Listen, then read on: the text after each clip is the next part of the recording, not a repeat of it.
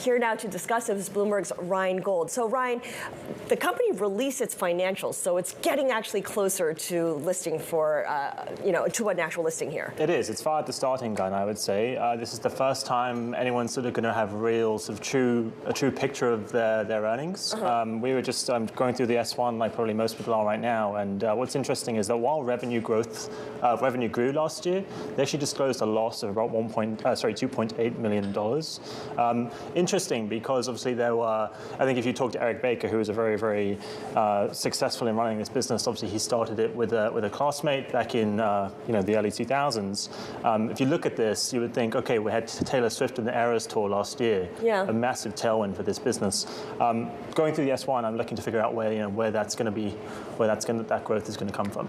So what else did we learn here? Like, I'm also curious as to the timing, because this was supposed to happen last year, but then they pulled it, citing unfavorable market conditions. And this is like classic volatility, unfavorable market conditions right now. For sure, though I think, they've come out in a week where CoreWeave has come out. And if you look at CoreWeave, I think they're saying, we just put out a story yesterday saying that their book was oversubscribed within the first day. So maybe the banks, I think, JP Morgan, Goldman Sachs are very accomplished in doing these sorts of things and timing the market right. I'm sure that they've been told that there is a window here. And, to maybe look a little past the VIX, or look a little past the S&P and the NASDAQ and think that, that's just noise. And let's see where we can get to just based on terms. And, we won't see the terms that StubHub is putting out for at least 15 days just based on the SEC cooling off period. But, that should give us a sense just exactly how punchy they're looking at valuation, sort of price per share and stuff. Because the last public sort of known valuation for StubHub was $16.5 billion in 2021.